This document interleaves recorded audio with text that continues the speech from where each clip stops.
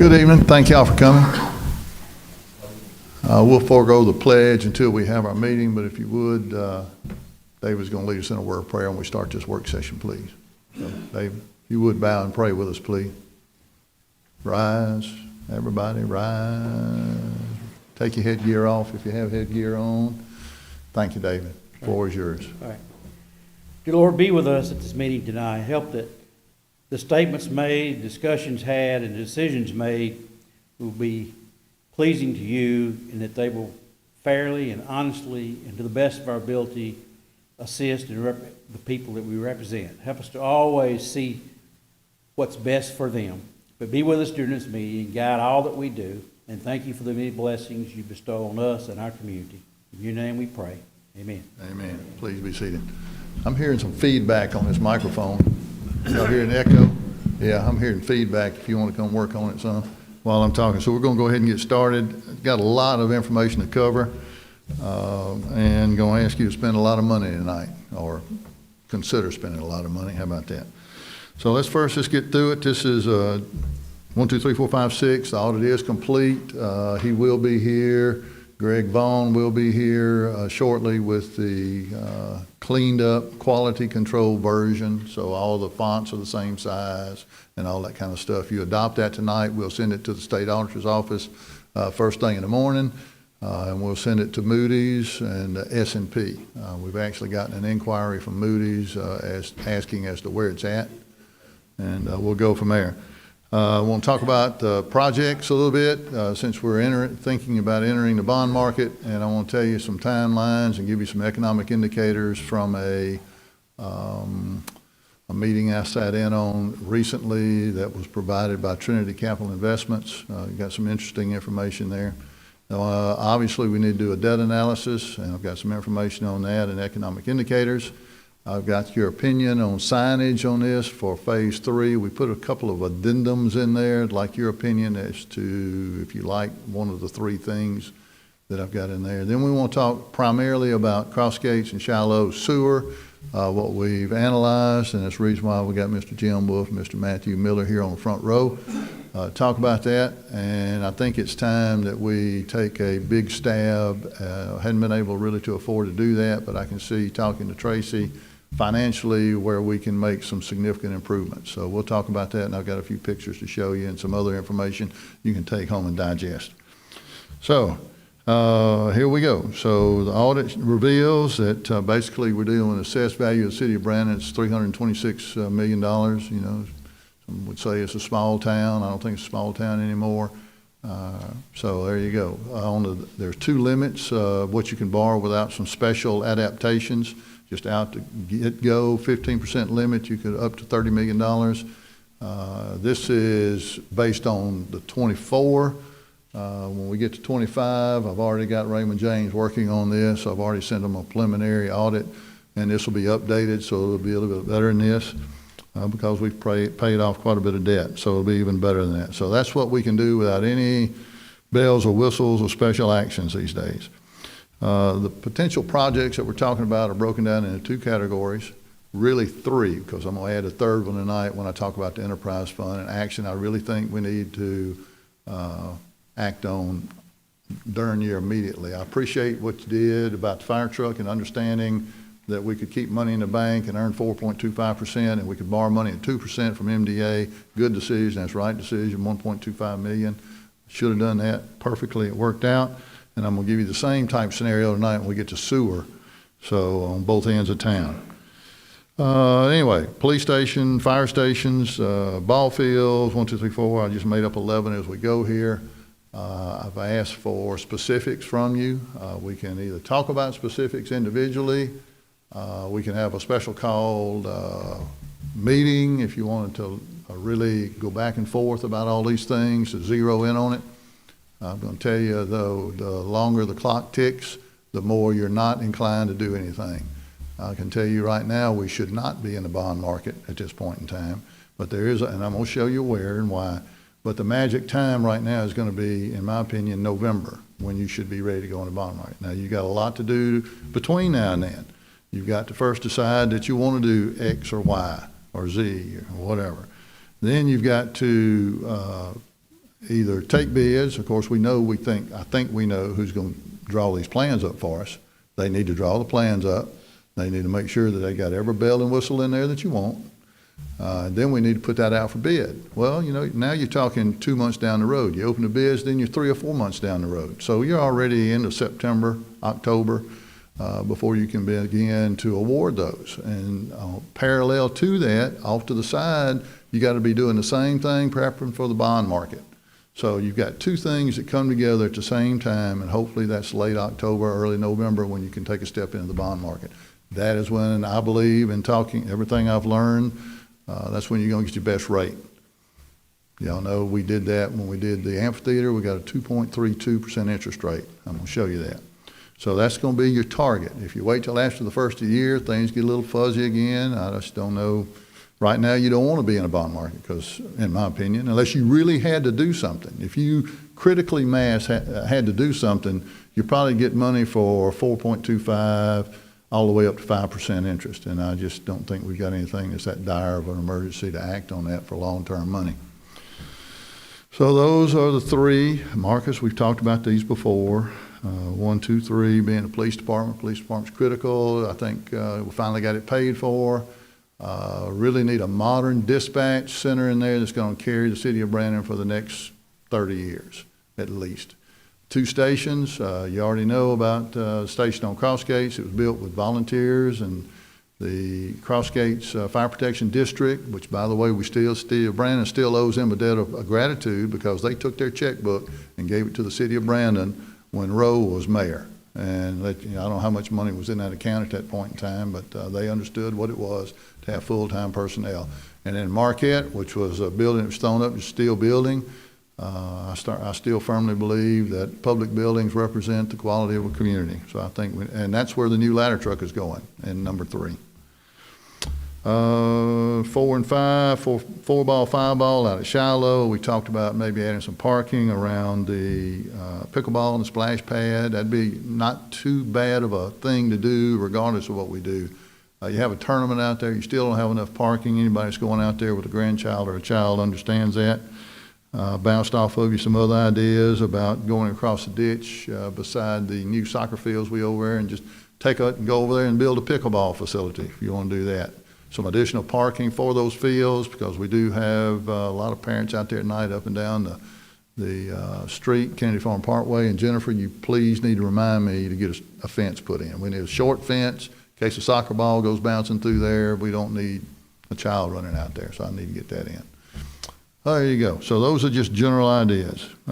Marquette Road, I said if you don't want to do 4 fields, don't want to do 5, there's room there to do 5. I wouldn't do 5 fields. Max on a big field, whatever you want to call it, 300-foot fence, 3 1/4. Max I would do is 4 there, and maybe push that 4th field down some so you can maximize parking. So I'm telling you, on concert nights, there are more people parking over here than there are in the baseball field parking lots. So it's going to be a good spot. All right, debt review. So this is the looking at the general fund debt review. This is be glad to share this with you. It's out there. It's in your audit, is it not? So you've got it hard copy already. You might not have it in the form that you're about to see, but it's broken up into general obligation and revenue, even though revenue bonds are still part of the general fund. This is what a spreadsheet looks like. Tracy and I spend a lot of time working on these, and this is what's paying off and when is it paying off kind of thing. So you begin to map out. Now this one came from Raymond James. This one was done in January of this year. An analysis of where we were. I was telling them we might be entering that time when we do something and begin to look at it. I will be visiting with them in 2 weeks. Our general fund debt capacity looking forward, if nothing changes that flat line there, that's what our capacity is going forward in time. So those assessments of the blue line are, property value increases, new buildings being built, IP coming online, hotels coming online, whatever. So that's just an increase. So we have tremendous amount of capacity. You see after this year, it drops down a little bit in 27. That's because we pay this off, 320-something thousand a year. And then you see a significant drop when we get to 2031 and then on out. So that's general fund, just general fund stuff. 2% food and beverage, kind of do it the same way. Look at it all the time, every week, every month. And its capacity is even greater. In other words, you could easily build another amphitheater right now if you wanted to. I know I'm just bogus. That's that kind of number. You got 15, 16, 17, 18 million dollars there to do what you want to do with. Or you can do nothing and we can just continue to pay off debt. Either way. Enterprise fund is the one I'm going to throw at you. I spent this afternoon working on this with some information from Jim Wolf and Matthew Miller related to the projects we've been doing in out at Shallow area, High Street, Circle Street, Shallow Road, Glen Artney, to name a few of them, and then the bulk of it over here on this side of town in sewer lines and cross gates. So I showed you pictures before of the things in cross gates. We did what we call Hunter's Woods. Some of y'all might remember I showed you a bunch of pictures. I got a few pictures in here I'm going to show you to show you the degree of what we found in this. So these lines have been cleaned. And I'm going to ask you, I'm going to show you some other numbers here in just a minute related to the enterprise fund. And I think we need to move on some available money that's sitting there waiting for us. Long and the short of it is, if you look at those top two, the payoff on that number one, phase 2 of the East Brandon sewer loan, 1 and 2 are the East Brandon sewer loan, phase 2 and phase 3. They pay off in 27 and 28.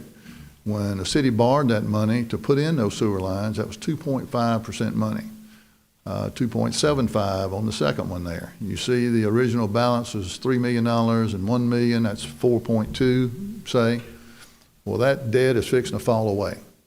So we have an opportunity through, to remind you, I know y'all get tired of hearing the same thing, but there's 2 paths to state revolving loan money. One is through the Department of Health for water. That money is 1.95% money. If you look on there, you'll see some of that. The other is through the MDEQ, so sewer money over here. So you got water and sewer. That money historically has been at 1.75%. They have money now available, and my guess is that people haven't been tapping into it, so they got a lot more money than they know what to do with. They want to get that money out as what it's designed to do. We can borrow money at 0.8%, 0.8%. So we're going to show you here in a few minutes at the end of this projects and what we need to do. It's going to be up to you and us to determine. You know, I kind of fall in the realm of we need to be borrowing $4 to $5 million and doing a CIP and fixing all these point repairs as we did the first time, which Jim has run these numbers for us. He and Tracy have been working together. She can speak to this in just a minute. There would be no, if we borrowed $5 million, there would be no increase in our utility rates today, none. So the counter to that is it's going to save us money because we're going to reduce I&I. So that's even going to be a further reduction, which I can predict a reduction this year in the West Rankin Utility Authority of the work we've already done. But we'll get more specific in that in just a second. So if we step into the bond market, so the red dot you see on the page here is when we built the amphitheater. We hit everything just right, just right. I mean, the world had stopped. There wasn't a lot of construction going on. I was a proponent of taking action 3 years ago. We could have borrowed money then in the bond market cheaper than what we did at the amphitheater at 2.3% money. Could have gotten it down to 2 or maybe even less than 2 for a range there. Just wasn't time to be borrowing money and building and doing whatever we want to do. So it's ticked back up. What you see in these cycles is going up and down. It's really subject to the world, it's subject to our national economy, and it's also subject to time of year. When you get down to November, people are trying to place their money toward the end of November, the big people, and the big things out there, you know, the retirement systems, corporate America. They're looking to place that money so that it's safe going into the next year. Common. So we see that November is a good time to be stepping into the bond market. This is a representation of 1-year bond money versus 30-year bond money. So the bottom line you see is if you borrow money for 30 years. Now I had a lot of personal grief, really wrestled with it with Raymond James and Angela when she was here about 30 years when we built the amphitheater. I got over that when we went out there and threw that first pitch at Shallow Park. It was 26 years old when we rehabbed that half of it. You know, look, fire stations, police stations, parks, they're going to be here after we're all gone. So I don't have any grief about it. If we can save enough money, borrowing money, I don't have any grief about a 30-year. I just don't. I got over it at that point in time out there on that baseball field that day. Global and national economy, well, you see, this is when the Iran thing started, conflict. You see what crude oil shot up to and how up and down it is. I really believe we're getting close to the end of that and things will begin to settle out. I believe by the end of this year, that graph's going to look a whole lot different. But energy does drive how we live. You look at 2-year Treasury notes, you see where they were September in 2025, which is not ancient history, you know. So, and then where it was when the Iran conflict started. That's the 2-year Treasury, what you're going to get on bonds. And it's just shooting up through the roof. So it's going to come down as well. Everybody in the world measures against the 10-year Treasury is what they look at. So you see where those lows were and you see where they are now. So yes, what's going on, and you know, I tell people when Pam and I got our insurance rate, it went up like $600 year over year. I couldn't figure out what that was. I saw George Dale somewhere and I asked him about that. He said that's secondary insurance. He said somebody, Lloyd's of London, and I don't know if there's anybody else other than Lloyd's that's writing insurance on those ships in the Red Sea, but somebody's writing that and insuring that. And when it goes up globally during wars, everybody in this room pays that one shape, form, or fashion. Is that an untrue statement, Mr. Insurance Man? That's a true statement, secondary insurance. So they're buying their, you know, Allstate, whoever, you name one, Shield to Shelter, they're all buying secondary insurance, well, protect from hailstorms and everything else. I really like this one. This one caught my eye when I sat down and listened to Jeff go through this. This is CPI, but I want to point you to something in the middle of that graph over time. That is the blue. So if you see the blue here over time, that tells me that people are still, that's dining, recreation, and other services. That tells me when the economy gets crazy, people are still going to do things. Ramey and I were talking the other day about a friend of his that was complaining about gas prices, but the same guy bought 4 airline tickets, and they went to Indianapolis and went to a game and stayed there for 5 days with a family of 4 and all this kind of stuff. People are still going to spend. So that's what that blue line is. You don't see it really getting squeezed out and going away. People are going to spend that money. We know that because of youth sports. All right, enough of that right now. Now let's talk about this. So in years past, I've gotten questions, why don't we put something on the building, identifying this building at City Hall. People look for it all the time. I don't know if you need something out on the highway, sign kind of thing. I don't know if you're agreeable to this or not, but I asked them when we did phase 3 bids, which are fixing to go out, to include this as an ad alternate. If you're so receptive to that, or we can change it. There's another one picture of it. And I'm thinking it was somewhere close to $55,000, $60,000 was a general estimate to do this, especially when you backlit it. So I don't know if that's too bogus, too loud, too proud, or whatever. But I would need some help from you when we get those bids as an ad alternate. If you think that's important and we need it, I can tell you had a huge group in here Saturday. Had tomorrow and the next day, I believe we've got a huge group in here that is the AG's office again, being here for 2 days. Charles is doing a great job. We've got bad coffee stains in there. I meant to go in there and take a picture of it. And I told him whatever deposit they put on that over this weekend, we need to keep that deposit. Some of that we're not going to be able to clean. And it makes me think we need to raise our deposits up even more to recoup that money. Then we get a check-in, Tracy, we need to put it off over here to the side and as we keep those to go toward replacing that carpet in there. It's only a year old and some of it looks pretty bad. All right, sewer lines. This is the thrust of where we're coming from. I got 9 minutes. This is going to be quick. So we, don't give it out yet. So I'm going to give you a copy of what you're going to see here. And he's got it. I've got 2 things I want to give you. I want to give you a concise verbal on what you're looking at here. And then I've got it in print that I'm gonna give you. I don't wanna give it to you yet because you're all gonna start thumbing through it. I know you. But you can take this home and study it. I'll be glad to share it with you and talk about it in detail. So this is, you see Crossgates Lake in here on the left. This is going through, we've already done once Hunter Woods on the other side of the lake. I'm gonna talk about that in just a second. We cleaned those lines, but we didn't do anything to them. So this is a very busy slide. I tried to blow it up. This is the other side of town, the east side of town, out through Shiloh Park and some areas in there around Circle Drive and High Point, those kind of things. You see all the color codes in here, kind of hard to see. I'm gonna talk to you about changing those color codes so they're a little bit easier to read, especially on 8.5 by paper. But that's what those things say, those colors. Point repairs, CIPP, cure in place pipe, still possible. The next one is not possible. That's an alarm going off, that yellow. Location of point repair required before CIPP and buried manholes. So we knew, Tim says he knew, I know you're listening to me, Tim. Tim says he knew where every one of these manholes were. What are you grinning about, Matthew? So we didn't find any new ones, but they are buried. Some of these are buried on the street, some are buried in flower beds, some are buried in yards. It's just, you know, people don't like looking at manholes sometimes, but we're going to have to get into some of them. So this is a few pictures I blew up to make you aware. This is a cavern. There is no pipe there. It's completely gone. You see the dirt over on the right, clay dirt. You see the black. That's how much sewer has been sitting there, raw sewer.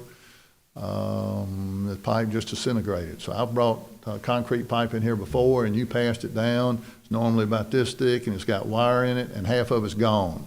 That's because that sulfuric acid ate that cement, ate that calcium, ate the concrete. So that's what this is. So whatever groundwater is going in this hole is coming into our sewer line and we're paying for it. This might be the worst and it may not be the worst. So the simple question is, do you think that line is blocked? That's a goofy question. Of course it's blocked. And you've got 107 point repairs in both of these areas. Some not so bad, a lot of them bad. I'm going to show you a few of them. This is a bore through. I hadn't had a chance to count the bore throughs, but we need to go begin work on that immediately, Alex. We'll start work on that immediately, like this week. Key to this piece of pipe though is half of the concrete pipe is gone. You're seeing all the exposed rock. Y'all have heard me talk about this before, but this is a perfect place to get that out of there and do a cure in place pipe. So you're basically putting a new pipe in the ground. Perfect place to do that. Here's another one. Again, you got joint separation here on the right. You don't know how much groundwater is coming in here. A lot. Here's another bore through. This is probably truss pipe, cheap pipe that was put in, when do you think that was, 80s maybe? You know, it was going to be the cure-all. It ain't worth nothing. You see another joint down below there that's separated. We need to get these fixed like post haste. Here's another one coming through concrete pipe. You can imagine what it's catching. Here's another one that's just, geez. Now on the right and left again, you see black. Well, that black, it was sand and concrete and everything else you could imagine in a sewer pipe is what they cleaned out of that pipe and hauled out for us. That's what the level of it was. So now is a great time to be coming back and making these point repairs while it's clean and doing a CIP job. Here's another one that's a total collapse. This is just it's collapsing and giving up the ghost at this point in there. This is actually a lake bend, totally stopped up. We've got some problems in Lake Bend, 2 problems identified on the map you're gonna get. There you see, totally stopped up sewer pipe. You got others like this. You see the yellow, again, you see the rock. This is, if you look on the left, you see where a sewer line comes in and somebody went out, somebody paid somebody, city paid somebody eons ago to come out and put this in. If you look, you see the jet on the far end pulling that stuff back. So they pull it to a manhole and suck it all out of there. So you see bad joints and a bad install from somebody tapping into our sewer line. We own it. Ain't no way to get away from it.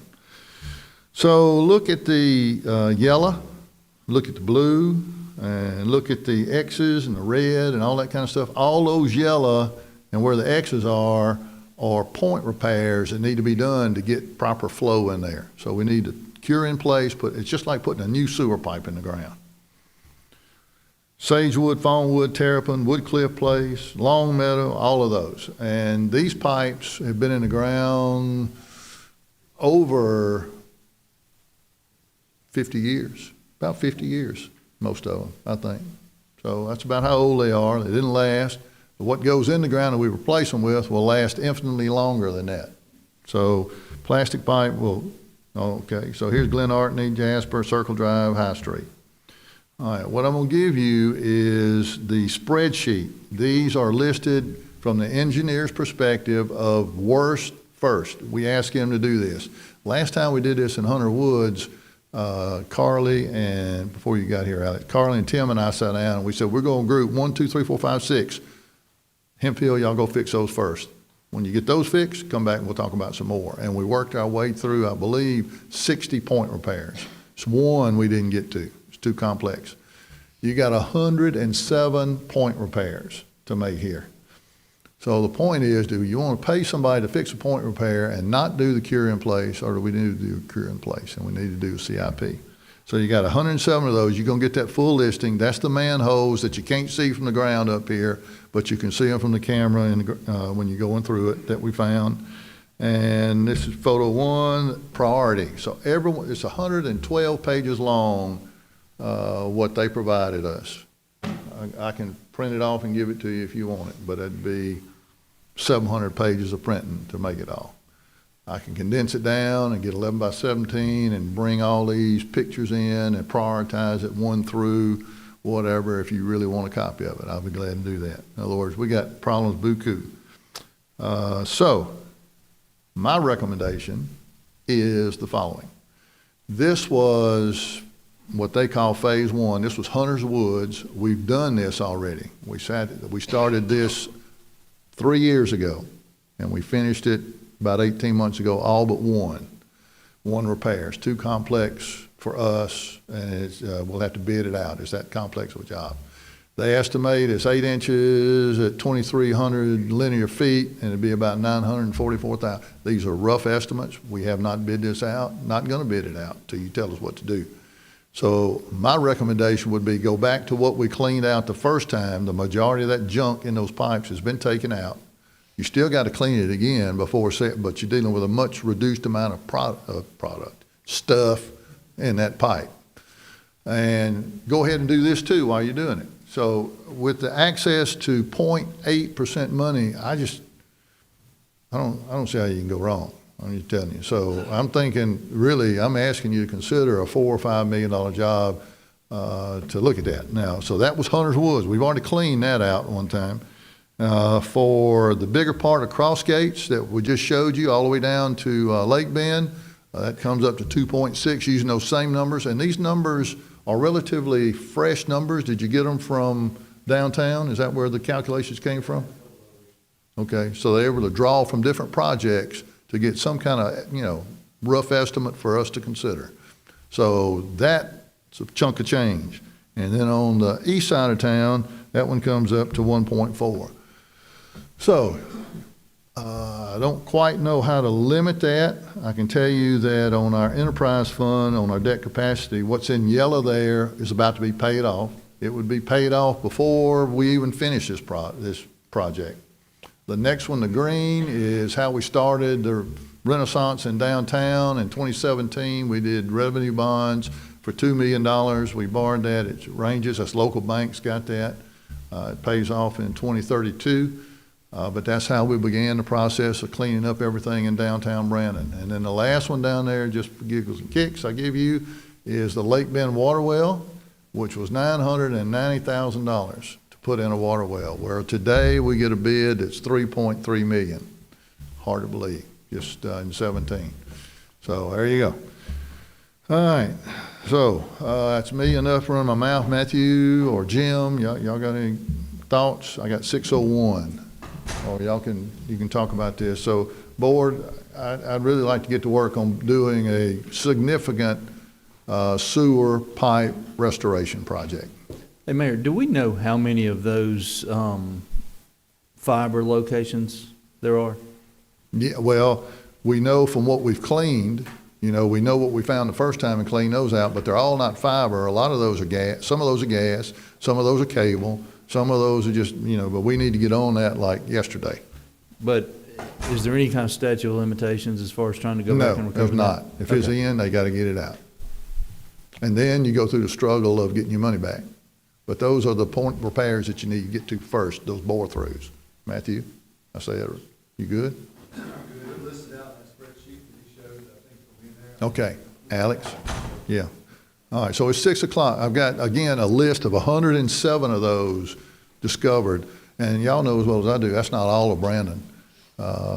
Just replaced some storm water pipe in Cornerstone that was plastic. It was bored through. So it's gonna be everywhere. It's not going away. And we just got to fight it from now on. So, but well, if you look, since Alex hadn't been here, we tried not to put many things on the agenda until he got back. He says he's all fresh and ready to go. Matthew, you can write something out. We need to write something out and do an agenda item. Working with Matthew and Jim and Tracy on this today. I don't know if we need to do a not to exceed. And the other thing is, okay, say you bid out the whole thing and it comes in at $3,800,000. Well, we've already got the money set up through the state revolving loan program. We're already good to go there. Matthew? This is the only year that it'll be electrical. Huh? They did tell us this is the only. That microphone's not on. It's the only year that. That microphone's not on. So you gotta say it so they can hear you. This is the only year. They told us last week that it'll be 0.8. They're gonna go back to 1.8 next year. I think what the mayor, where he's getting at there is if y'all decide, say tonight you decide you want to do 5 million and we bid it at 4 point, and it comes out at 4.2, at that point we can add more into it or we can just stop at 4.2. You're not committed to the 5. Okay. All right. So I'm a proponent of fixing everything that we've cleaned. Hunter's Woods, the first thing we did, what we've uncovered in Cross Gates, and what we've uncovered on the east side of town. It's only going to reduce I&I and reduce costs to our residents, and it's not going to be any increase. According to Mr. Jim Wolf here, who's done the analysis, it's not going to be any increase on our rates because we're paying off 2 and bringing 1 on at 8%, at 0.8%.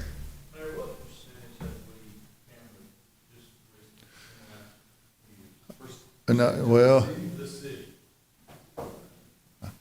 I'm trying to remember. I calculated the number of miles that we had. I can get back with you on that. We know how many miles are in the city. I didn't know if this was. All right. 20% maybe of all of it. I know we're going past our time here. Let me answer that though, because I need to come at you with something else. In fact, I was going to do that. I'll tell you what, let me get to, we got another place that's a problem that we need to address that I believe is clay pipe. And we need to address it now because of what the county is about to do. But I've got that in my comments when we get into the agenda. Okay? So we need to phrase something, I don't know what, and add it to Public Works somehow kind of way. Please. So I think sooner the better.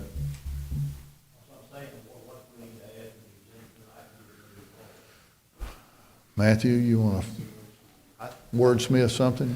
Yeah, I mean, I could wordsmith some, the board would, grant approval to apply for a state revolving, MDEQ state revolving loan fund in the amount not to exceed X amount. We can't say. Mark, did you get that? You're the one, you're the one, if you do, Essentially, if you you're do 5 granting million, authority to apply for the loan within the not to exceed amount, however you want to put that, however you want to word that. 3, 4, 5, if you do 3, but I'm gonna stick another piece on here in just a second that I'm worried about that we need to address. Yeah, and the mayor, I know what piece he's going to talk about, and whatever y'all approve tonight, we may find that we need to be less than that. I mean, we may get to, we just got all this data. I mean, it's 200 pages or whatever it is in that document, but it's tons of stuff that we need to go through and sift through and figure out. There may be some lines in there that don't need to be lined. I doubt it, but, you know, as part of putting these plans together, we need to go through it and see what we got. But to answer your question, yes, we can tell you how many feet of sewer line are I in the can city get of you that Brandon. pretty easy as a percentage.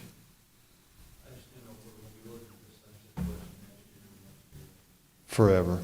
Well, you go back into what we were doing 2 years ago, we started doing point repairs, just fixing it and not worrying about anything else, just trying to get by.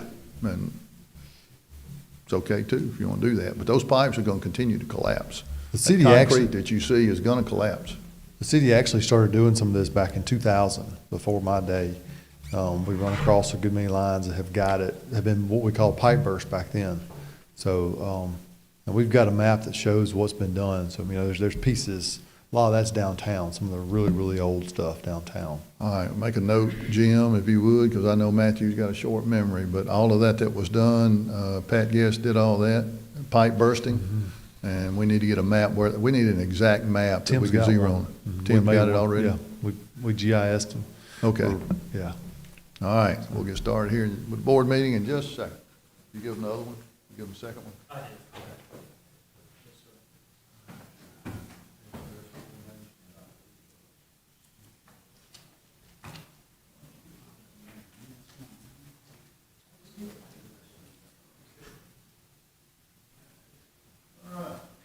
Sorry for the delay. Mr. Benson, would you pray for us tonight? If you would all rise. Harry will. Okay, Harry likes to pray. And old lady Sharon Womack, y'all come on in, Greg. We got one on the front row. Down here, Greg. Come on, Greg, down on the front row. Yeah, sit by the newspaper man. He bites. And Miss Sharon Womack's going to lead us in the pledge.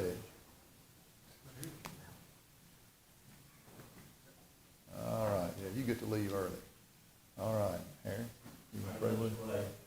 Our Heavenly Father, we thank you for this day. We thank you for the many blessings you give us. Thank you for the blessings that you bestow upon this city. Lord, be with us tonight as we do business, as we look to you for our guidance. Lord, bring your spirit be upon us as we make decisions. And Lord, those decisions are in the best interest of our city. Lord, we thank you for our first responders here, around the world, keeping us safe. Lord, continue to watch over them, bring them home. Lord, we thank you once again for your Son, Jesus Christ. Forgive us of our sins. In Jesus' name.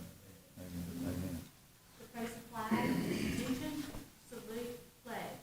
I pledge allegiance to the flag of the United States of America and to the republic for which it stands, one nation under God, indivisible, with liberty and justice for all. Thank you. Please be seated.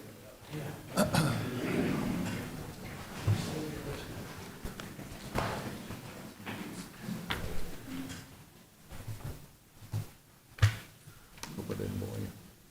Hope I didn't bore you.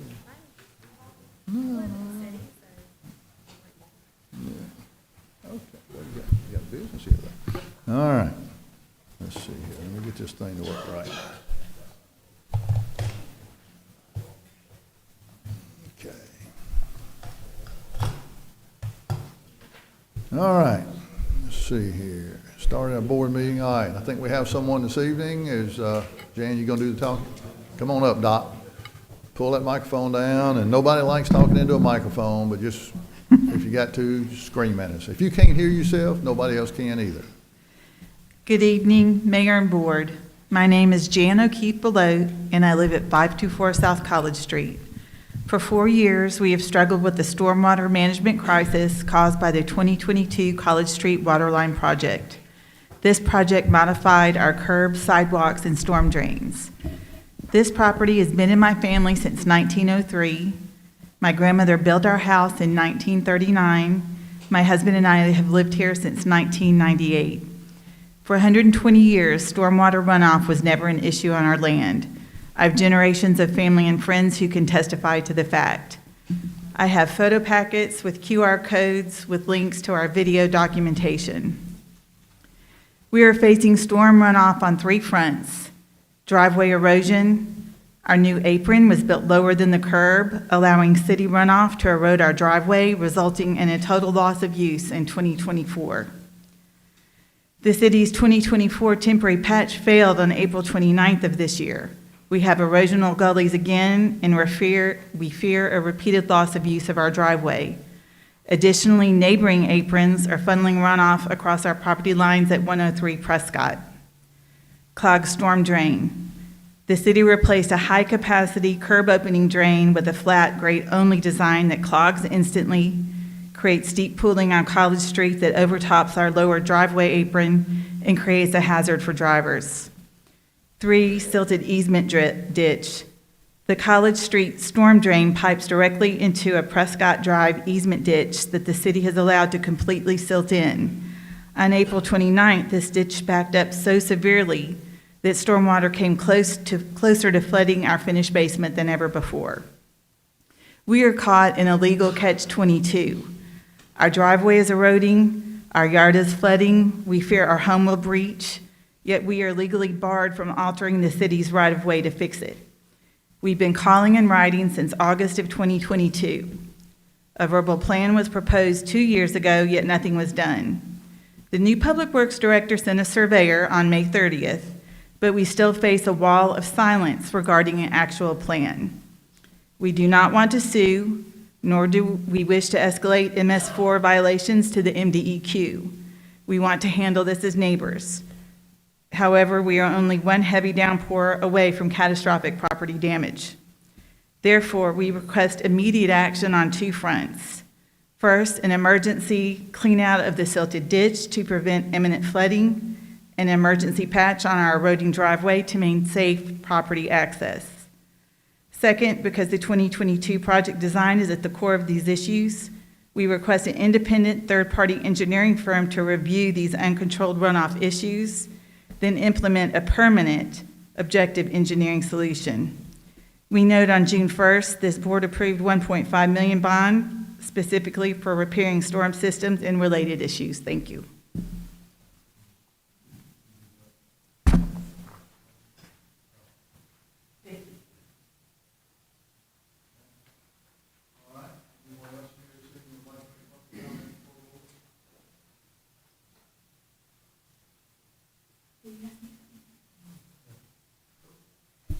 I'm the one with the microphone off. I'm sorry. How are you? Would you please state your name? You live in I will. Brandon? I do. Thank you. If you would state your I'm name and where you Nikki live. Harvey, and I live at 119 Spring Ridge Drive, Brandon, Mississippi. Mayor Lee and Alderman, many of us in the community are genuinely baffled at the lack of transparency surrounding the data center. For months, we have watched major decisions move forward using what feels like coded language on agendas and minimal public discussion. We are confused as to why a project of this scale and risk is being advanced so quietly. If this development truly is transformative and beneficial as we have been told, why has it not been presented openly and confidently from the beginning? Instead, critical items have appeared buried in agendas, added under additional business, and approved in special called meetings with very little notice. We feel this way because of the significant roles you hold. As mayor, you lead our city. As chairman of the Metropolitan Planning Organization, you influence which regional transportation projects receive funding and priority. You also serve on the East Metro Parkway Commission, which oversees development in the exact area where this data center is being built. With this level of authority and involvement, we believe you should be able to clearly explain all the risk and real benefits to the people of Brandon. Yet many of those questions remain unanswered in open meetings. The timeline only deepens our concern. As early as April of 25, environmental permits with the state were filed. By June, the city was already approving right-of-way agreements and engineering work for water and sewer lines in the project area, along with changes that streamline commercial development. In August, the county quietly approved a major tax incentive that was not clearly listed on the published agenda. Just 4 days later, Energy filed its application with the Public Service Commission. Then in October, a city approved a right of entry agreement with Entergy, and only 2 days later, a letter was sent by the mayor supporting the project to PSC before the city's own meeting minutes from that discussion had even been ratified. They then, just days later, filed on their part. You can see where this leads a logical person to believe that this was pre-planned and predetermined without even venturing into land deeds and our tax dollars being used to make an area shovel-ready and move-in ready. We know the risk involved, the environmental, the health, the financial, and the ecological. We are not here to oppose progress. We're here to ask for clarity, and not just for this subject, but for all of them. We believe the people of Brandon deserve straightforward answers about the true cost, risk, and benefit of every project, especially when those making the decisions hold such significant influence over the infrastructure that will support it. Of course, I have factual citations and documentation to support everything I've shared tonight, and I'm happy to provide them to y'all in an email if you wish. Thank you. State that well. Can you leave a copy of that, or can you email me a copy I of your can. comments? I'd appreciate that. I will. All right, thank you. All right, is there anyone else here this evening who would like to make public comment for the board? All right, now I got a few here, board. We've got Main Street has a luncheon on Tuesday at the South in Jackson. Be limited parking over there. I'd advise you to get there early. I want to say that Genuine Mississippi Farmers Market with Commissioner Gibson out there is going well. I would encourage all of you to attend. This young lady on the left for 4 weeks straight, I think, has made 100 loaves of bread with her 3 children. Has made 100 loaves of bread and a variety of other whatnots, and she sells every bit of it every week. It's all gone. There's still people coming wanting it. I advise people that don't come at 10:30, 11 o'clock because everything's been sold out. Took some other pictures. You got 2 farms. You got 2 dogs from Flora in Hinds County, and what's the name of the other one? And Scott County. And they are knocking it out of the park. Plus a lot of others. You got 2 vendors here that drive up from Amite County.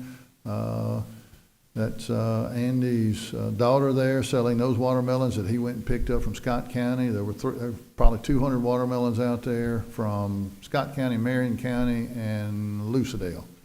So a lot of produce and a lot of people enjoying it. Board, I want to ask and inform you that there's 2 things going on that the county has asked for assistance on. This is the DA's office on Marquette Road. The water lines that you see there, I believe it's a 12-inch line. I could blow it up and get it closer. It's either 10 or 12 in front that parallels Marquette Road. That line needs to be deeper for their driveways. They have released, or they approved the builder to build. They did that on Friday. They're kind of waiting on us to move the water line, but at the same time, we don't know how much to excavate and lower it. So it's kind of a catch-22. And I don't think they know either. So they haven't told us what they need. We just know we need to move the water line. So I would propose, board, and they tell me that they will pay for it. So I would propose that it'd be another agenda item, that we put a project together, pay a contractor. That way we can watch. That's our water line. It's a vital water line. It will be even more vital to everybody else. And we just need to be careful that we watch how it's installed, make sure it's deep enough and that kind of thing, so that I would work up a project.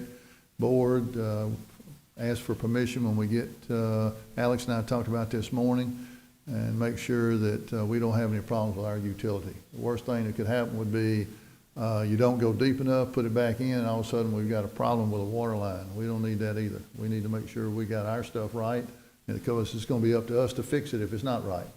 So I think we're going to need something on the legal side, Adrian, to some kind of agreement that we would install it and they would reimburse us for that cost, and we'll bid it out and get the lowest bidder, kind of thing.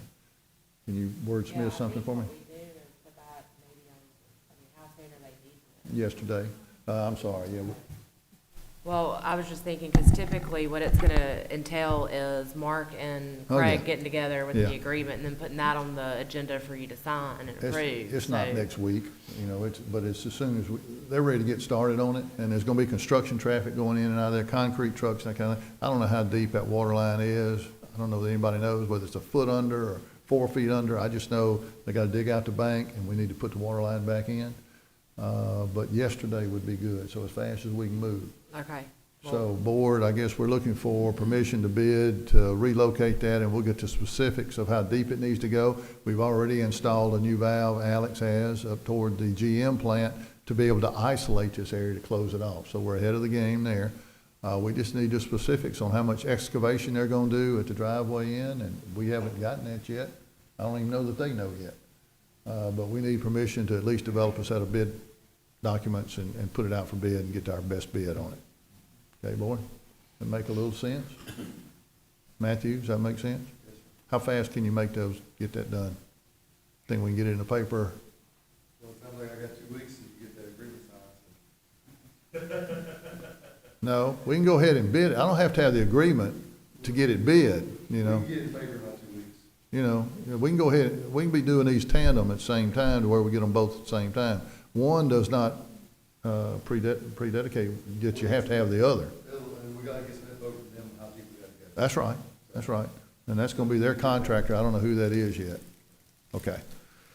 All right, so that's one thing, board. Second thing is we're talking about CIP and sewer lines. This is down off of East Mart. They're ready to, can you see yeah, you can see the light green lines in there in the middle of that. So that's an odd piece of property. There are ancient sewer lines. One runs along the railroad track that is ancient. One comes from the alternative school, I believe, through the interstate, and it's actually a covered-up manhole out there on the bank. Alex, I'll have to get with that later.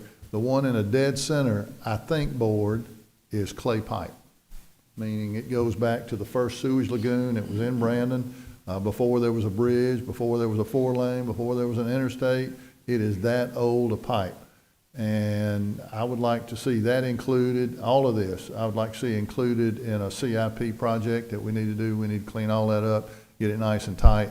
I'm sure that's low, it's had beaver in there before, we've trapped in there, but we need to get that taken care of. So if we're gonna do a CIP sewer project, I'd like to include that as well.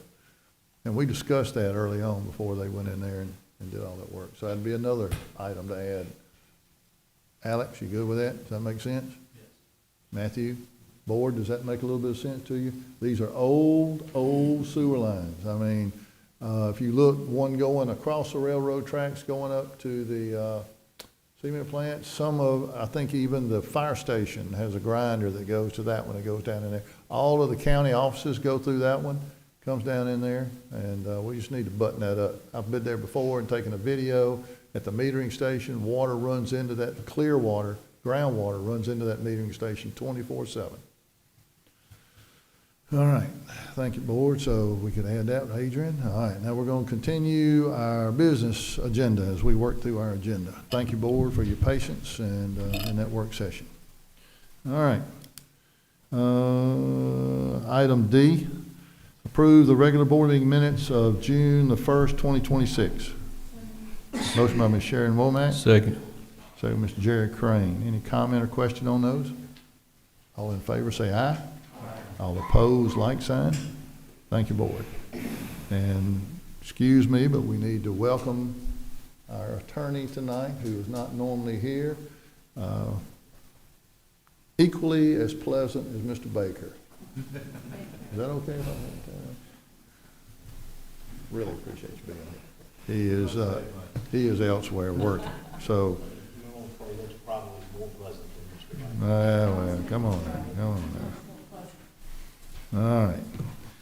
Under the mayor, consideration to accept the resignation of Mr. Joey Barnett, Community Development Director, effective June 26th. Board, there was a typo in his letter. He really admits that, so it's the 26th, not the 22nd. Really appreciate him. He's done a yeoman's job getting us through a lot of hard things and is still working even over the weekend. He and I are going back and forth, so he's going to work all the way through it, and it promises to be available even after he's gone. I really thank you. That's a good Brandon resident. Number 2, consideration to approve a professional services agreement for cleaning services by Janet King of Jackson at the Brandon City Hall pursuant to the memo and authorize mayor to execute same. Folks, we are reducing the number of lady inmates due to a variety of problems, and it's more helpful. We feel like we can get it done once or twice a week and go from there. So 2 items under the mayor. Any questions on either of those? Motion. Second. Motion by Mr. Chris Vincent, second Mr. Jerry Crane. All in favor say aye. Aye. All opposed, like sign. Thank you, board. All right, Miss Mary Ann. And yes, ma'am, you may take them all 5. Yes. Pardon? Yes. Oh, yeah, I'm typing as fast as I can. I spent all day working on it. Thank you for that clarification.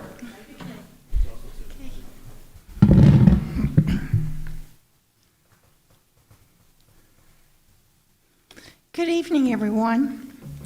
Number one, consideration to accept the fiscal year 2025 audit report as prepared by Barlow and Company and authorize publication of notice regarding the same.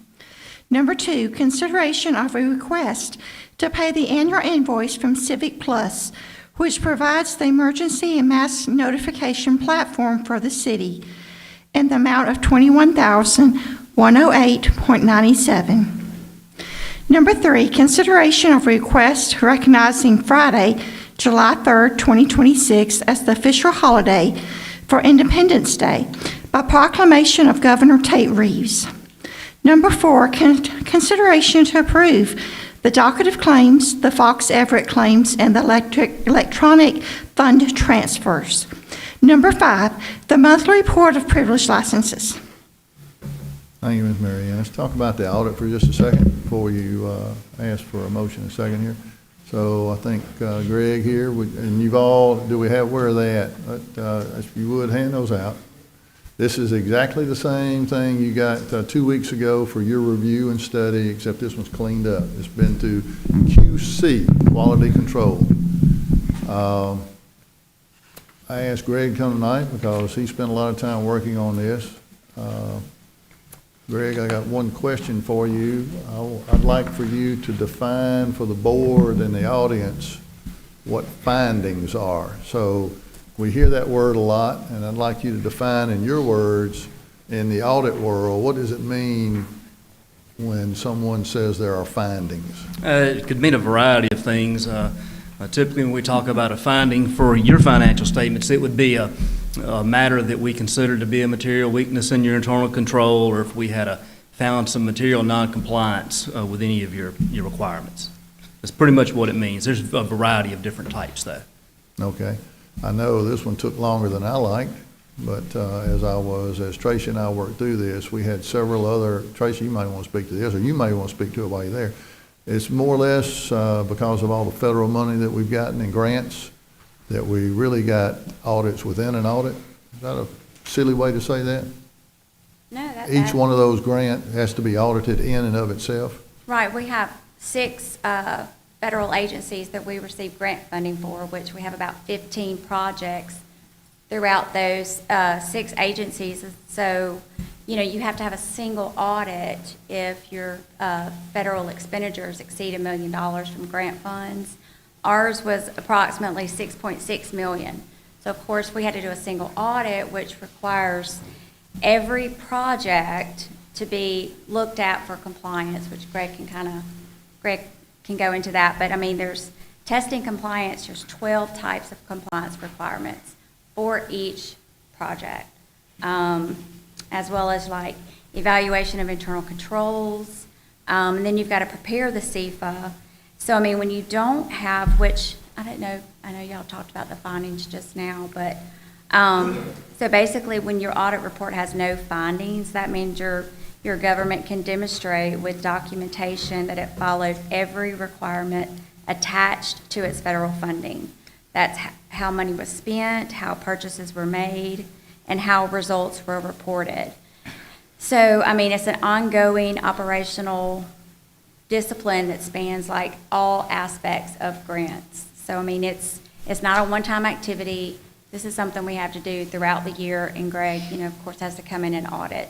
So, I mean, it's a big process. So I think, let's see, I was trying to find my other point I wanted to make. Our report, of course, didn't have any findings. I mean, looking at single audits in the past, just over the United States, I mean, there's 13,000 findings in single audit reports from 22 to 24. And in that time span, I mean, our audits have not had any findings. So, I mean, that speaks volumes for, I think, compliance on those grant funds. All right. So. Thank you, Mary. What else you got? You want specifics on the audit? You want us to turn to a couple of pages or what? We'll start off on page 3 of the report. This is your auditor's report on your financial statements. And what this report says is that your financial statements are presented in accordance with generally accepted accounting principles. Y'all have an unmodified opinion, which is what you want, and it means they are in conformance. If you'll move to page 13.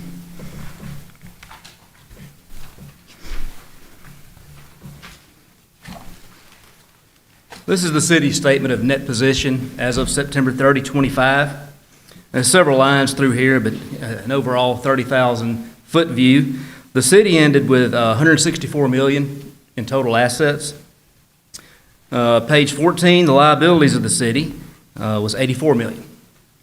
Net position was $68 million for the year ended. Page 15 is your statement of activities for this current year. The city had, through various lines within here, general revenues, taxes, $11.2 million for sales, $9.5 million for property taxes. You had a change in net position of your overall government of $1.869 million. Page 16 speaks to your funds, the various major funds of the government. Fund assets were $26 million, and fund liabilities was $4.2 million, for a total fund balances of a little over $21 million. Page 17 is reconciliation of the amounts between your total government and your funds. Page 18 is a statement of changes in your fund balances, various lines through there. Page 19 is another reconciliation between those amounts. Page 20 is your net position for your proprietary funds, your water, sewer, your sanitation. You had total assets within those funds of $48 million, liabilities of $13 million. Total net position was a little over $34 million. Page 21 goes over the changes for this year within those funds. Had a $6 million change for the year. 22 reconciles the changes in the cash versus the changes in your income. The big section, page 24, starts your notes, and that runs all the way through, goes through your accounting policies. There's some comparison schedules, goes over your types of capital assets, your types of debt, various things. That goes to page 80.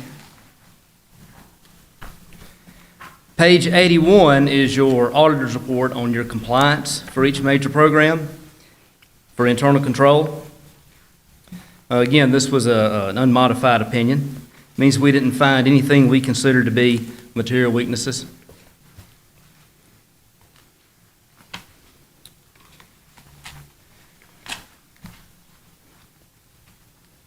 Page 84, 85, 86, and 87 is the CFA that Tracy was talking about, and your schedule of findings, which there was nothing reported, and a schedule of prior findings, which there weren't any. That's your audited financials for this year. Any questions?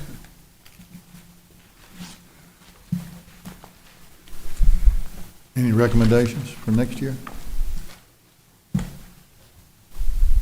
What was that? Any recommendations for next year? Or this year that we're in? Yeah, nothing today. All right. Okay. Thank y'all. Thank you. Ms. Tracy, you got anything you want to add since you're finance director? Thank you, Greg. No? Okay. So we got 5 items from the city clerk. Is there a motion to approve those 5 items? Motion to approve. Motion by Mr. Jerry Crane, second by Ms. Sharon Womack. All in favor say aye. Aye. All opposed, like sign. Thank you, boy. Thank you, Ms. Mary Ann. Thank you, Ms. Tracy. All right, Chief. I keep trying to get you up to 20. Plenty of those already. Good evening, Mayor, Board. All right, so we usually get from Mark, where do you want to break? You want to go all the way through, you want to break it at 10, see if anybody's got any discussion points?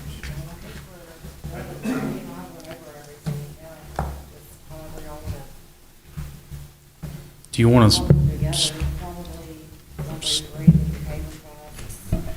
Mayor, I think we discussed starting with the one that's not on the agenda. All right, let's get that one out of the way. Thank you for the reminder. All right, Have you passed that out? yeah, I'm doing it as we speak. Okay, while he's doing that, Board, this board action is concerning fluoride in the city's water and discontinuing its use. So the action tonight, and the sheet of paper you're receiving from the mayor are the steps for that to happen, ultimately to be ratified. So the board action I'm recommending tonight is only to authorize Public Works staff to begin the Mississippi Department of Health Community Water Fluoridation discontinuation process and prepare the required public notifications and documentation for your later board consideration, approval or disapproval. So this particular action is just to start the process tonight. Okay, so just, we'll clarify one more time. This is just to start the process. We are not voting to discontinue right now. Correct. We're just voting to start the process. Start the process. What I will say what the Mississippi Department of Health has already confirmed we've done was we've completed their presentation where they come to speak to the board. They did that in October of 2024. And at that time, they discussed the, what fluoride does to the water and the process to discontinue. So we've already captured that. That won't happen. It is one of the steps, so we've already completed it. Which is what's in red. Which is what's in red, correct. Yeah. Okay. So we're at step 1. We've already completed step 2.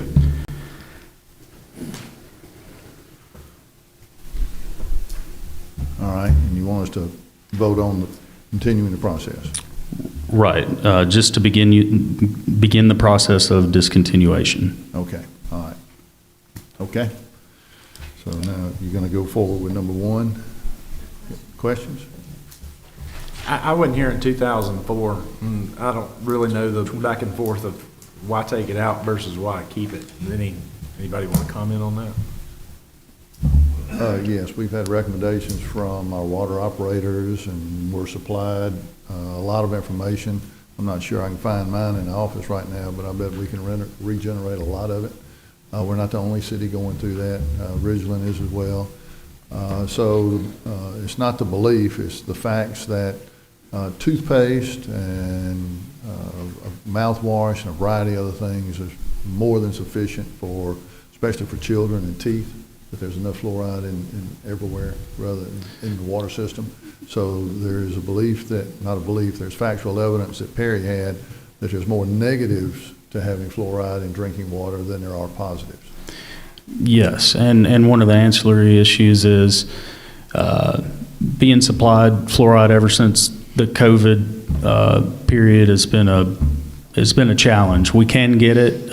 We actually bid it out this year, but rejected those bids because we weren't supplying fluoride to our water supply at that time, and we're still not. We haven't done it since COVID.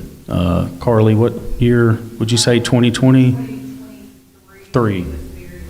It was because we had a stockpile of it, but if we were to re-implement and introduce fluoride into the water, we would have to restore all our fluorination booster pumps, seek a new supplier, and again, it's almost doubled in price. I think there's about a 70% increase per 50-pound bag.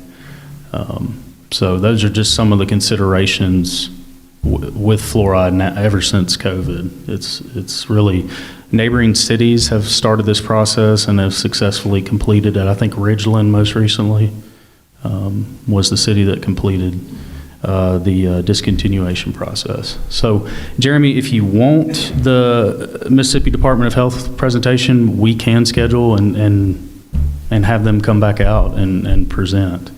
I do believe we would have our water operators come in again. They would need to come back in and explain, why they consider us to, would discontinue it.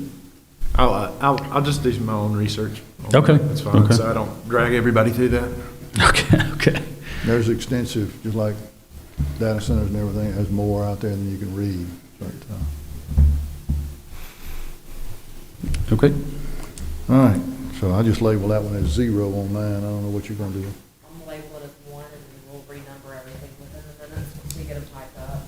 Okay, all right, so that's 1. So now you're gonna start on number 1 and start working. Well, do y'all through want to go ahead and, because number 2's, is Ms. Reed here tonight?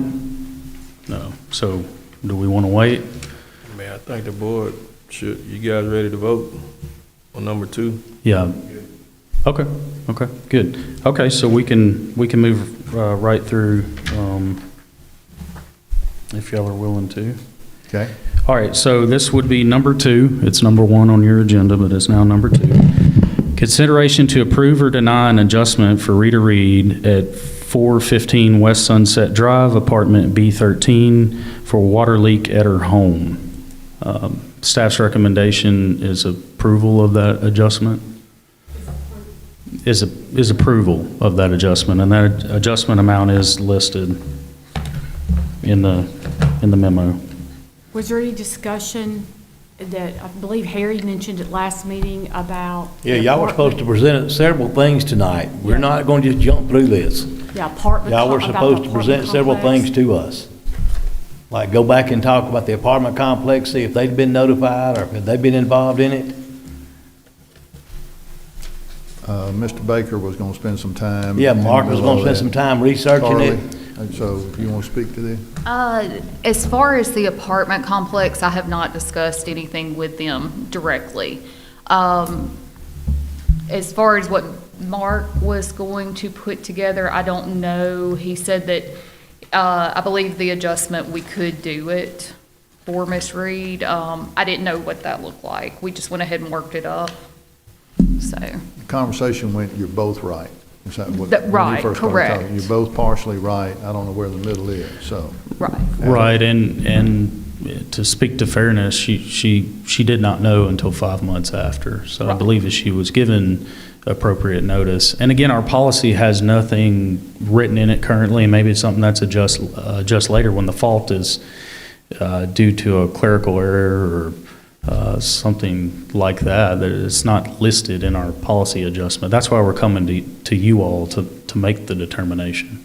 But again, she had no prior notice really until 5 months later when her neighbor actually made us aware of the issue. I wrote the adjustment up for 5 months that she was not aware. That's how I wrote it up. As far as responsibility of the apartment complex, I don't know how we can prove or deny anything with, I don't know how that plays into this, in their responsibility, so. Well, didn't she go to them about the commode running? She did. She is saying that she did not go to them, though, until September of that year, which would be her October bill. And she did have notice at that time of it, so. So that's why we're only adjusting the 5 months. Once she was made aware and it was corrected, whatever that usage was stopped. From that point forward, it's her responsibility. The meters were swapped in August. Yes, that's correct. Yeah. Or the meter numbers. There was no issue with the meters. It was actually how we tracked them in the system.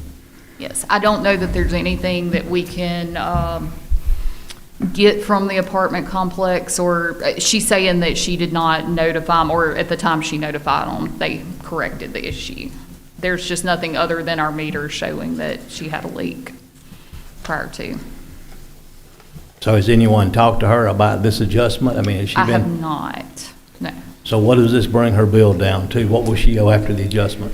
Her balance, we have not added our June bills to the account, but it would leave her owing about $1,100 on her account.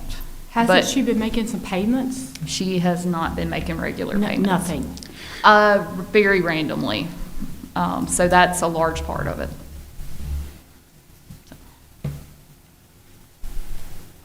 More questions? Do you guys need more information, or are you guys ready to vote? So are you going to try to work with her with a payment Yes. schedule, or? We've already offered her a payment schedule, so yes, it would be. We'll pretty much the modify it same, if yeah. we need to. Yeah, to- absolutely. To cover down on what she will owe after, if this adjustment is approved. But absolutely. Yes. My only concern is, we don't have any definitives as far as numbers or anything, and I don't want 3 or 4 months from now, y'all having to come back saying, well, she's not making the payments, or we didn't agree to this, or whatever, so, and I don't want to wind up in that kind of a situation, so I would like to have some more definitive numbers and know that y'all talked with her Okay. to see exactly, because I will I mean, say. she does owe the money, she's Right. gonna owe the money, but she may say, no, I'm not paying, I don't know what she's gonna say. And, we've not even talked to the apartment complex, and that was one of the things that I think was requested. So that's kind of my thoughts on it. And I will say, the adjustment I wrote up, there is no other amounts to be adjusted. That is it. We can't, actually kind of went above and beyond on this adjustment. So, there's nothing else for us to adjust, I guess is what I'm getting at. So, we'll be happy to reach out to her though and discuss it with her. But, beyond this adjustment, whatever's owed after it is owed on the account, so.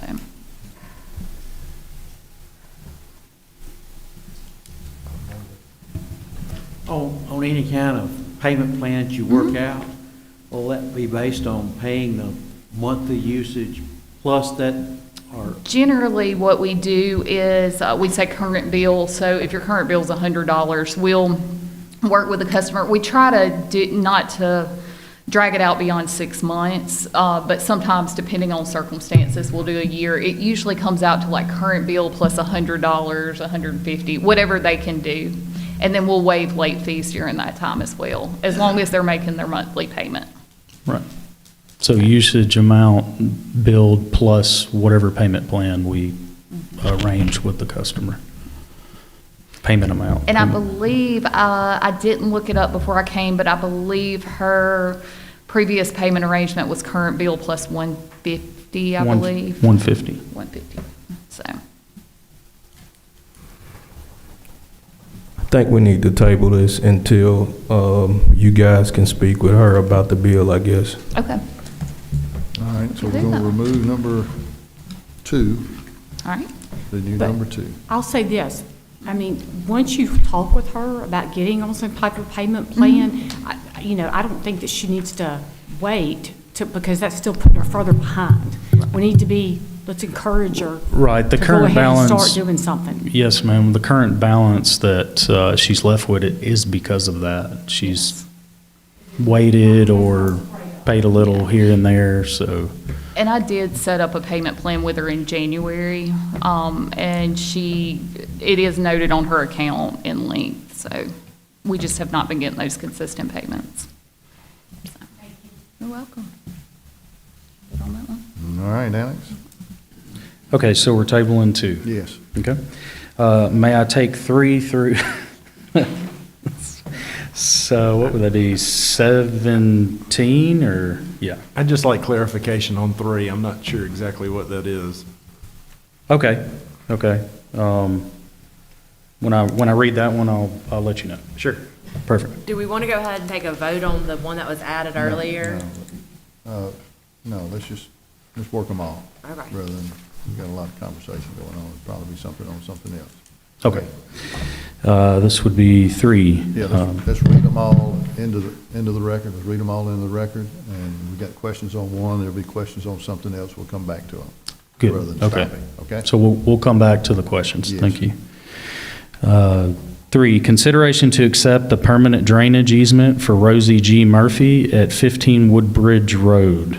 3, consideration to transfer 2012 Dodge Ram from Community Development Department to Public Works Department. 4, consideration to approve pay request 2 in the amount of $99,203.75 from Red Oak Construction for the Highway 18 Waterline Extension Project from Star Road to West Sunset Road, and authorize payment of the same. 5, consideration to approve pay request 1 in the amount of $16,886.25 to Jose Sierra Construction for Rain Tree Drainage Improvement Project.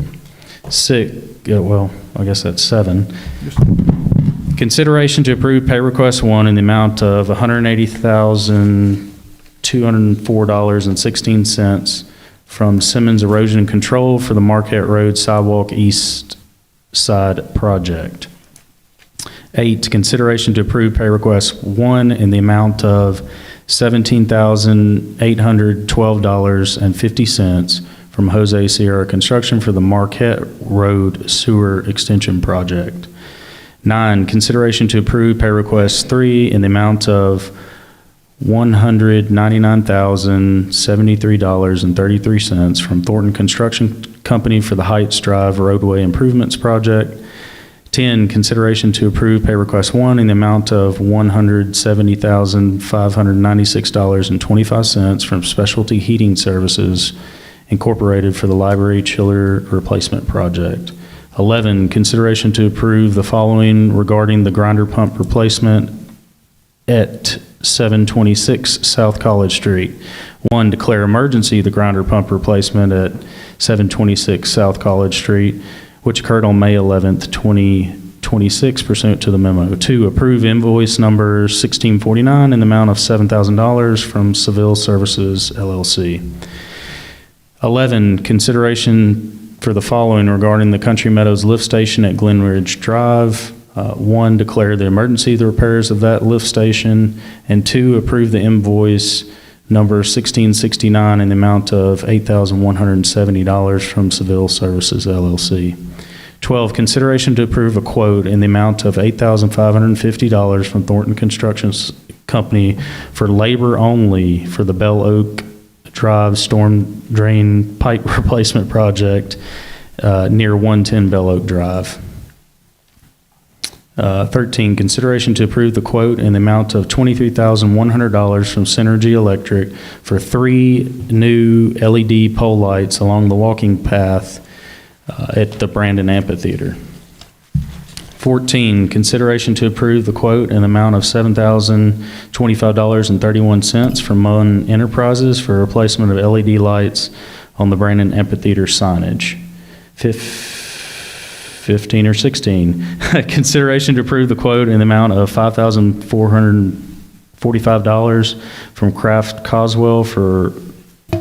Coswell Flooring Company for the placement of a carpet at City Hall in the mayor's office area.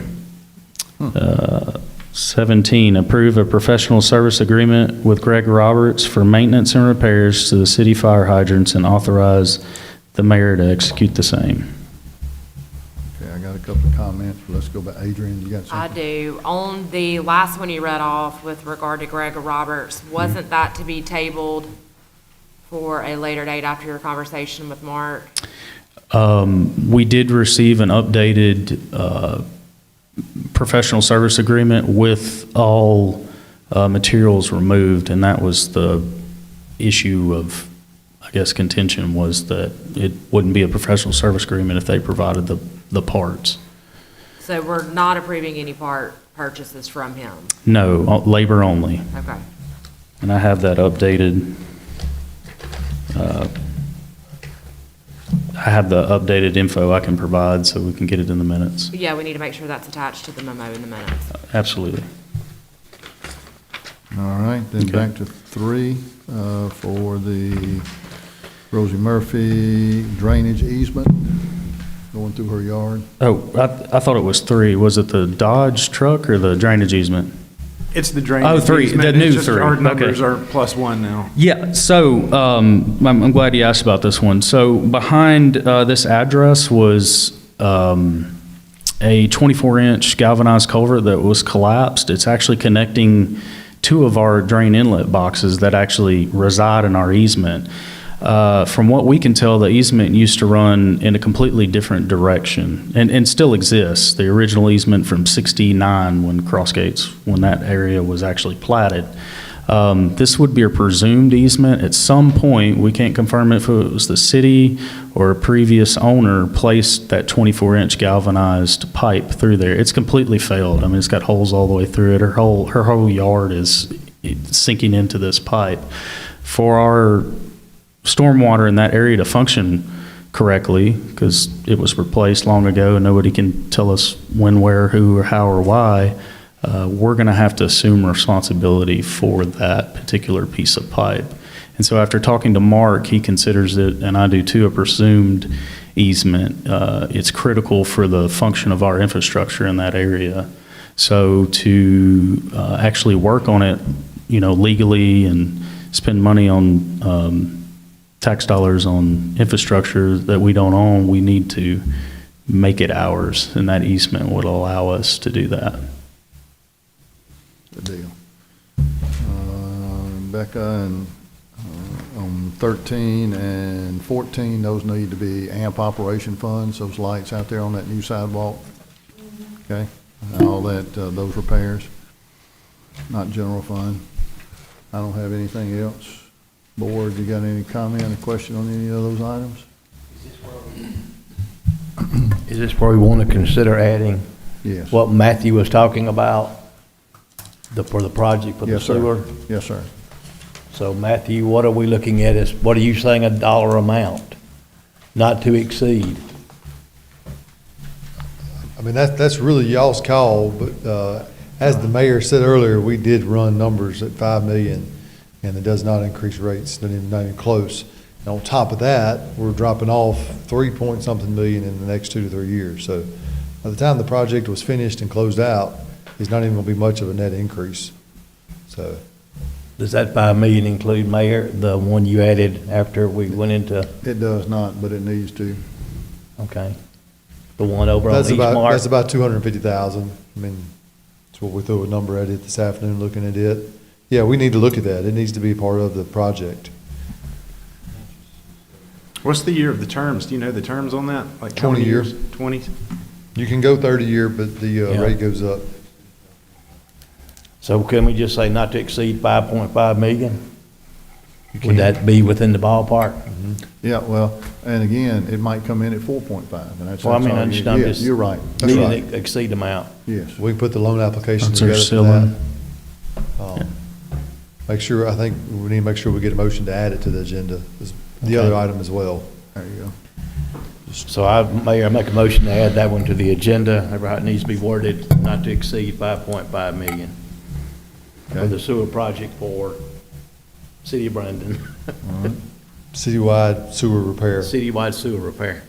All right, you got a motion, second to add that to the agenda? Can we work on that wording together And, afterwards? Yeah, and is it giving you the authority to apply for this loan? Who's applying for the No. loan? Well, the city applies for City, it. yeah, We- but you're we working help up the prepare the paperwork. documents, but he's the one who initially, ultimately signs it. Yeah, sign the documents, but you're gonna prepare the paperwork, okay. Did you say 5.5 or 5? 5.5. Okay, so we got a motion, second to add that to the agenda. Any further consideration on that? Mayor? Yes, sir. Go ahead. No, you're fine. All in favor, say aye to add that to the agenda. Aye. All opposed, like sign. Yes, sir. I don't know that you ever got on the other item, when you get to it, the first one, if y'all ever actually added it to the agenda. I just, sidebar. On the So, fluoride project. yeah. We didn't Okay. add that officially All right. to the agenda yet. Which would be number 1. Is there a motion to add that to the agenda? The first thing, motion by Mr. Lou Coker, second by Mr. David Ferris. Any further discussion on that? All in favor, say aye. All opposed, like sign. Thank you, Matthew. All right, And then so we got, we need the motion to approve everything. 18. It's 18. Yeah. okay. Motion by Mr. Harry Williams, Second. second Mr. Jared Crane. All in favor, say aye. Aye. All opposed, like sign. Thank you, board, for your patience and understanding. Thank you. Let's get to work. Matthew, Jim, let's get to work. Daylight's burning. Hello, Mr. Barnett. Mayor, board.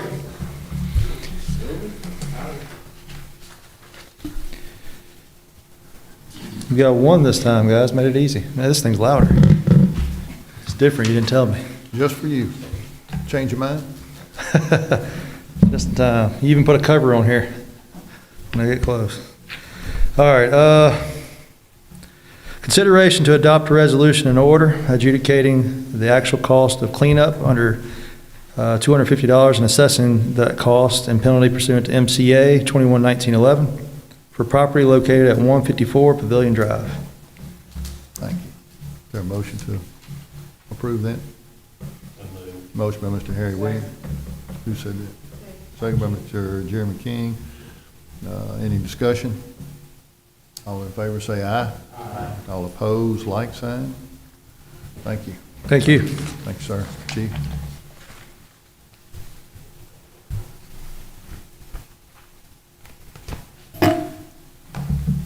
Evening, Board. Good evening. Take all four together? Yes, sir. Number one, consideration to accept the resignation of Ashley McCollum. She will be resigning from her current position as Communication Officer for the City of Brandon Police Department effective June 2nd. Consideration to accept the retirement of Lawan Happ-Spann, as he will be retiring from his current position as mechanic for the City of Brandon Police Department effective June 30th. Consideration to accept the retirement of Lieutenant Sam Bursell from City of Brandon Police Department, and also remove one Glock 45 firearm bearing serial number CGCA 975 from city inventory to be sold to him at the cost of $1 per Mississippi State Statute 45-9-131, and his retirement to be effective June 30th. And number four, consideration to increase the annual salary in accordance with the memos for the following officers: Tana Green, effective June 22, Dylan Dragoo, effective June 22, Jamarcus James, effective June 22, and Matthew Molds, effective July 6th, and that's for step increases for tenured rank. Thank you. All right, is there a motion to approve those four items? So move. All right, all right, Sharon. Jared Crane and Jeremy King. All in favor say aye. All opposed, like sign. Thank you, Board. Thanks, Chief.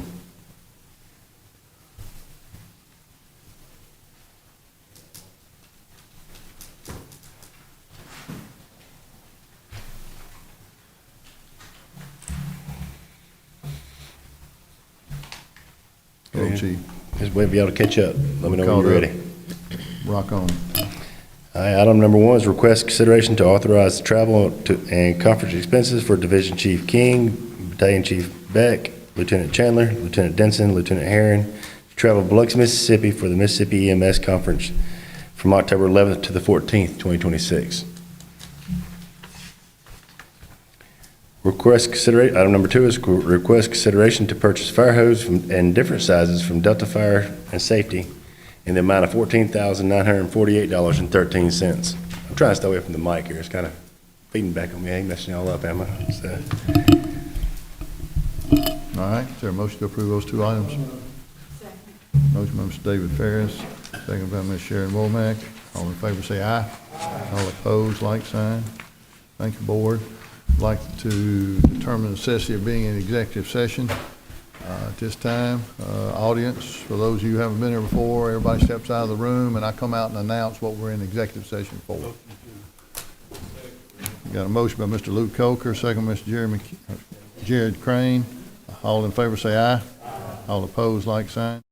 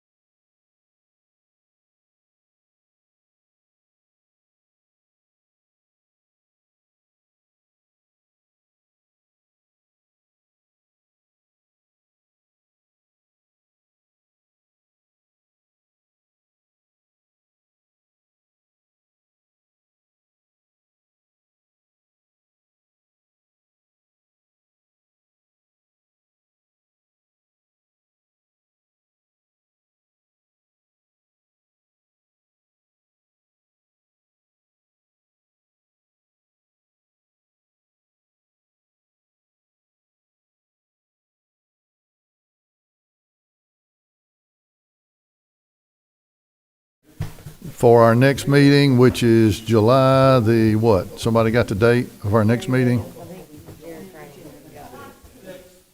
It is, board, the holiday will be on the 3rd. Our next board meeting will be on the 6th of July. That's also, the 3rd is Freedom Fest, next thing at the amphitheater. So encourage you to participate in that. They don't know yet where the farmer's market will be on that Saturday or the 3rd. I still got to make that determination. All right. Motion to adjourn. Everybody got it? All in favor say aye. Aye. All opposed, like sign. Thank y'all very much for tonight.